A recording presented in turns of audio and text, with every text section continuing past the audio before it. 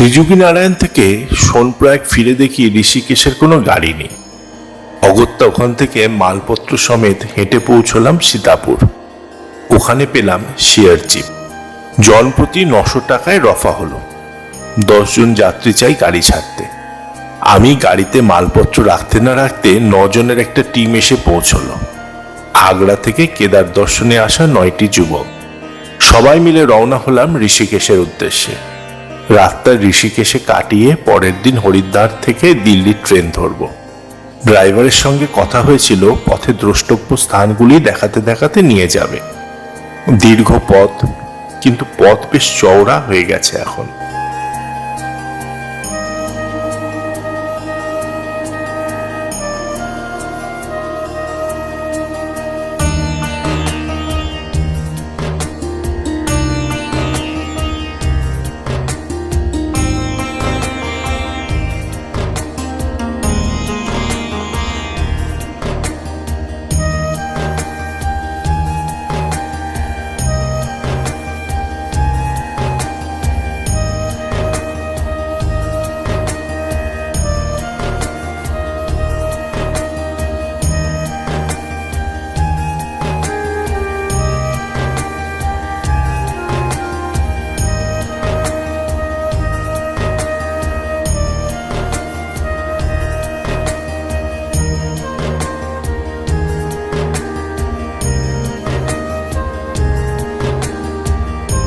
রুদ্রপ্রয়াগ আর দেবপ্রয়াগের মাঝে ধারীমাতার মন্দির, অলকানন্দার বুকে। কথিত আছে যতবার ধারীমাতার মন্দির স্থানান্তরিত করার চেষ্টা হয়েছে ততবার প্রলয় এসেছে। 2013 সালে মন্দির স্থানান্তরিত করার সময় হরকাবান এসেছিল, তাই মানুষের এই বিশ্বাস আরো বদ্ধমূল হয়েছে।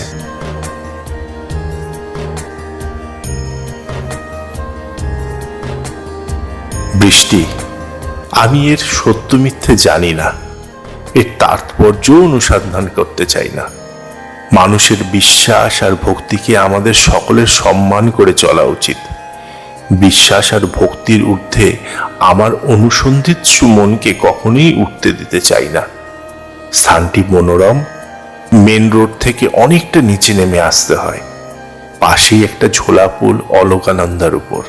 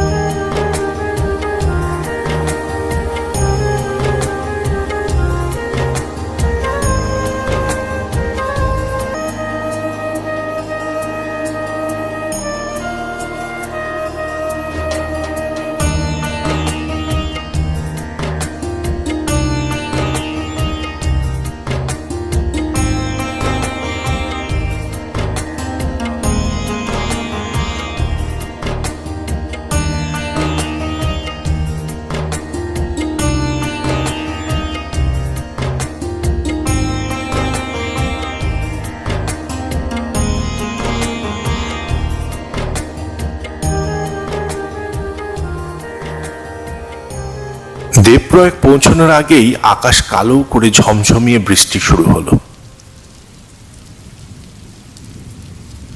দেবপ্রয়াগ, প্রয়াগ অর্থাৎ সঙ্গম, পঞ্চপ্রয়াগের মধ্যে অন্যতম। এটাই প্রকৃতপক্ষে মা গঙ্গার উৎপত্তি স্থল। তুমি জিজ্ঞেস করতে পারো, তাহলে আমি যে গঙ্গার উৎপত্তি স্থল দেখে এলাম গোমুখে, তাহলে সেটা কি? সেটা ভাগীরথী গঙ্গার উৎপত্তি স্থল। কিন্তু এই দেবপ্রয়াগেই অলকানন্দার সঙ্গে মিশে মা গঙ্গা নামে নিম্নতর ভূমিতে প্রবাহিত হয়েছেন। গোমুখ থেকে ভাগীরথী গঙ্গা নামে অবতরণ করে দেবপ্রয়াগে এসে গঙ্গা নাম নিয়ে হরিদ্বার, কানপুর, প্রয়াগরাজ, কাশী, পাটনা, মুঙ্গের, ফারাক্কা, তারপরে আবার দুভাগে বিভক্ত হয়ে পদ্মা আর হুগলি এই দুই নামে সুন্দরবনের মধ্যে দিয়ে বঙ্গোপসাগরে মিশেছেন। নাম দিয়ে আর কি হবে, আমাদের কাছে মা গঙ্গা, মা আমাদের জীবনদাত্রী, তাকে শত কোটি প্রণাম।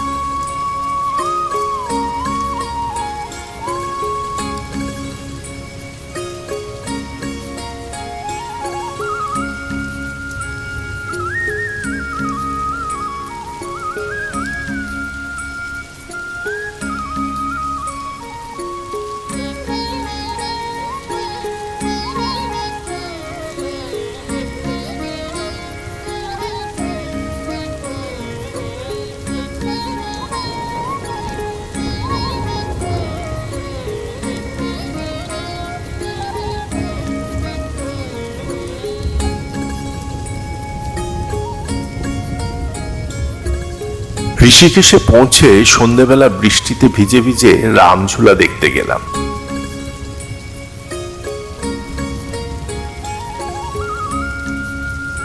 ঋষিকেশে এসে ইচ্ছা ছিল পরমার্থ নিকেতনে এক রাত থাকবার, জায়গা না পেলে গীতা ভবনে।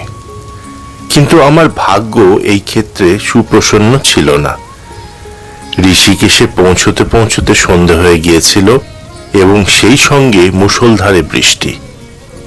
গাড়ির ড্রাইভার আমাকে বাস স্ট্যান্ডে নামিয়ে দিয়ে চলে গেল।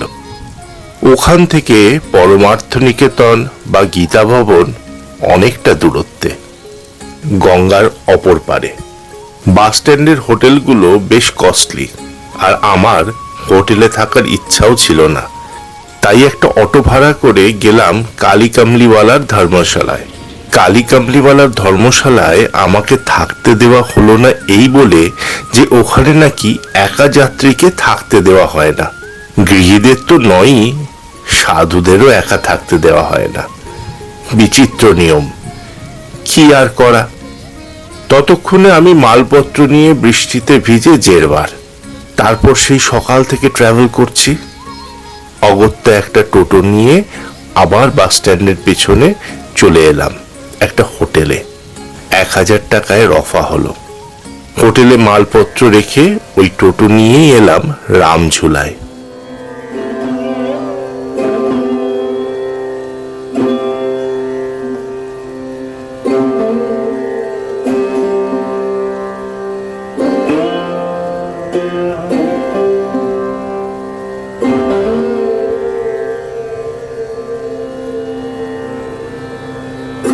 পরের দিন হরিদ্বার যাওয়ার পথে একে একে দেখলাম জানকীঝুলা, ত্রিবেণী ঘাট আর 72 সিঁড়ি ঘাট বৃষ্টিতে ভিজে চপচপে হয়ে।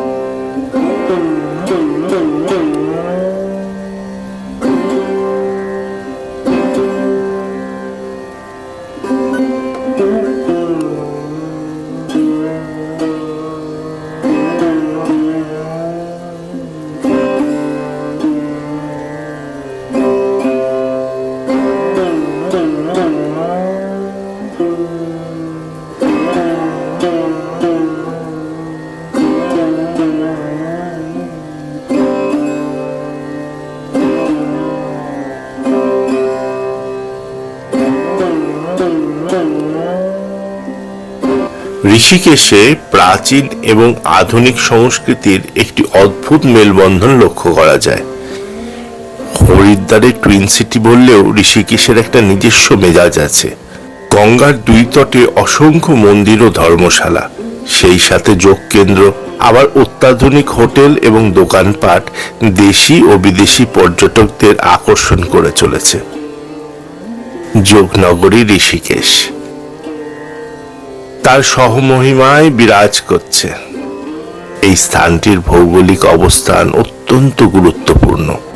কেদারবদ্রী যাও কি গঙ্গোত্রী যমুনোত্রী, যাত্রা শুরু করতে হবে এইখান থেকেই। ইদানিং ক্যাম্পিং, রাফটিং এবং হাইকিং এর মতো অ্যাডভেঞ্চার স্পোর্টস এখানে খুব জনপ্রিয় হয়েছে। আসলে ব্যাপারটা হচ্ছে বিভিন্ন মানুষের চাহিদা অনুযায়ী এই শহর সেজে উঠেছে। তাই অনেক সময় শুনতে পাই দেশের বিভিন্ন স্থান থেকে মানুষ এখানে শুধু তীর্থক্ষেত্রে যাওয়ার জন্য আসেন না, তারা আসেন ছুটি কাটাতেও। ঋষিকেশকে কেউ বলেন গেটওয়ে টু চারধাম, আবার কেউ বলেন যোগনগরী। তবে আমি বলি, যদি এক জায়গায় ভারতবর্ষকে দেখতে হয় তাহলে ওয়েলকাম টু ঋষিকেশ।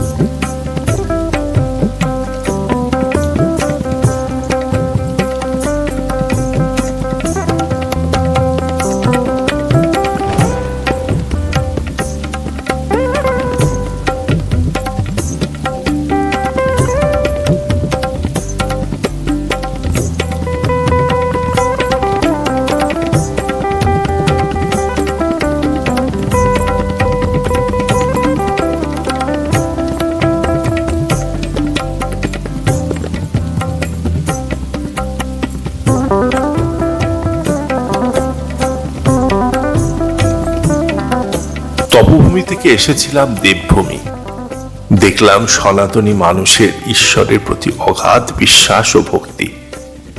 কত মানুষের সাথে আলাপ হলো, কত কি দেখলাম, অতুলনীয়, অকল্পনীয়।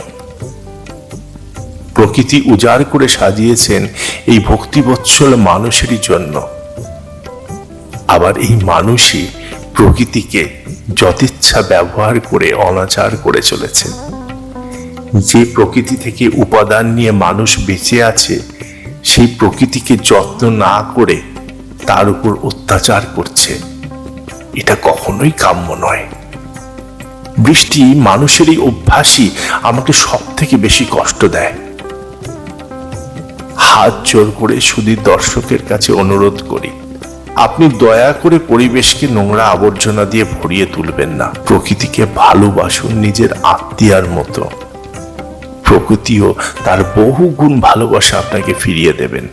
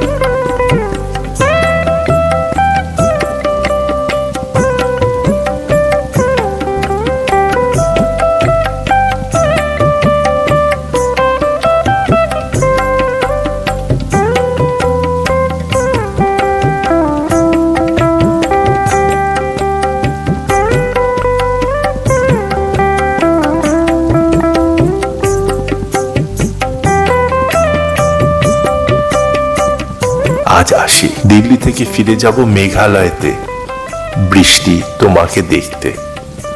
ভালো থেকো, সঙ্গে থেকো এই মুসাফিরে। আর আবার বলছি, আত্মীয় বন্ধুদের বলো চ্যানেলটা সাবস্ক্রাইব করতে। ধন্যবাদ।